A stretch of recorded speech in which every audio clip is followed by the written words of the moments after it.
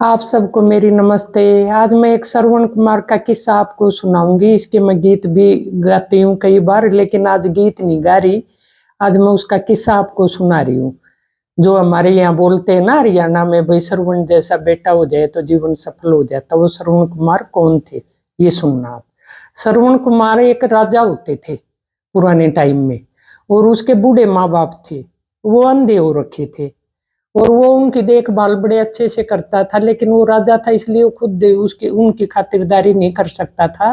उसने ये काम अपनी रानी के जिम्मे लगा दिया कि भाई आप देखभाल करो और अच्छे से केयर करना इनकी, मैं अपना राज्य का कार्य जो राजपाट का काम संभाल लूंगा। तो वो उसमें बिजी था। एक दिन वो फ्री था, उसकी छुट्टी लगा लो या आराम कर रहा था। उसने सोचा आज तो मैं अपने माता पिता से खुद मिलूंगा और खुद जाके उनको अपने हाथ से खाना खिलाऊंगा। वो खुश भी हो जाएंगे, इसी बहाने उनसे मिल भी लूंगा, समय बिता लूंगा उनके साथ।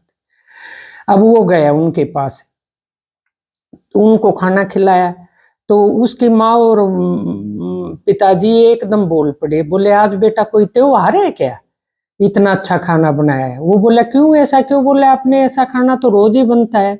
बोले नहीं, हमें तो आज ही मिला है, आज तो खीर बनी है ना, ऐसे बोले। हमें तो बहुत सालों के बाद मिली। वो बोला नहीं, ये बात तो नहीं है, खीर तो रोज बनती है। अब उसकी रानी थी चालू, उसने उसके माँ बाप को तंग कर रखा था और वो उसका खाना अलग से, उनका खाना अलग से बनाती थी। अपना परिवार का, अपने बच्चों का, राजा श्रवण का अपना और बाकी सबका अलग, और उन दोनों का बेचारों का अलग। उनको अच्छा खाना नहीं देती थी, ना उनकी देखभाल करती थी। फिर ये सुन के श्रवण को बड़ा धक्का लग गया कि उसके माँ बाप क्या कह रहे, आज त्योहार है क्या, खीर बनी है। फिर वो गया रानी के पास, बोला रानी ऐसे ऐसे बोल रहे हैं मेरे माता पिता। वो बोला कि खाना तो रोज अच्छा बनता है, लेकिन उनको खराब क्यों मिल रहा है खाना? फिर वो बोले मेरी गलती नहीं है इसमें, तो कुम्हार के लड़के ने वो हांडी जो बनाई ना, उसमें दो पेट बना दिए, जिसमें एक मैं आप सबका अपना खाना बनाती हूँ, एक मैं उनका बनाती हूँ। एक हांडी में दो पेट का मतलब है दो हिस्से बना दिए उसके। पेट का मतलब ये नहीं है कि पेट बनाए, जैसे गीतों में गाते हैं ना, एक हांडी दो पेट बनाए, तो ये है पेट नहीं बनाए, वो दो हिस्से बना दिए। बोली वो कुम्हार के लड़के ने बनाए थे। फिर वो कुम्हार के लड़के के पास गया राजा, बोला भाई कुम्हार के लड़के तूने तो जुल्म कर दिए, मेरे अंधे माँ बाप के लिए इतना अन्याय, तूने दो पेट बना दिए एक हांडी में, ऐसा क्यों किया तूने?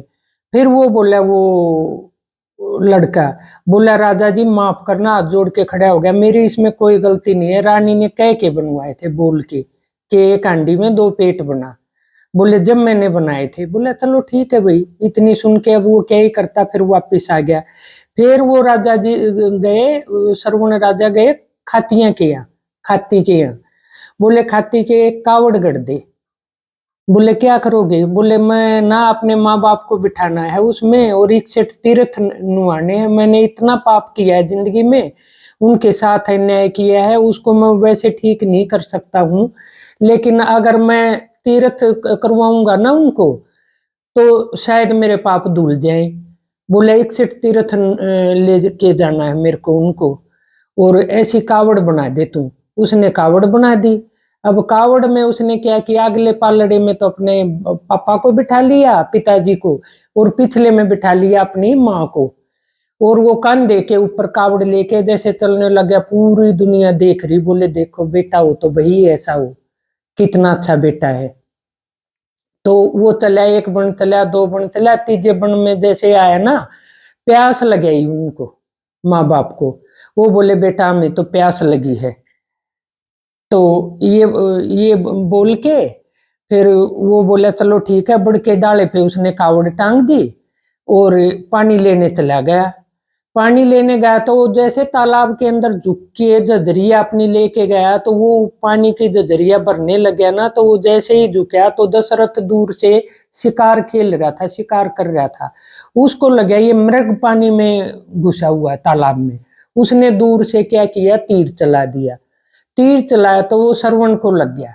श्रवण को लग गया तो वहीं घायल होके वो तड़प के मरने ही वाला था, जब तक दशरथ उसके पास पहुंच गया, शिकार के पास। उसने देखा रे ये तो मैंने श्रवण को मार दिया तीर। श्रवण भी बोला बोला मामा जुल्म कर दिया आपने, बोले अपना ही भांजा मिला आपको मारने के लिए। फिर वो बोला गलती से मेरे से मारा गया, मैं ऐसे तेरे को नहीं मार रहा था, मेरे को लगा मृग है। बोला बड़ के डाले में तेरे बाण बिनुया है, उन जल पिला दे, वो पैसे हैं बहुत, और वो नहीं तो वो पैसे ही मर जाएंगे।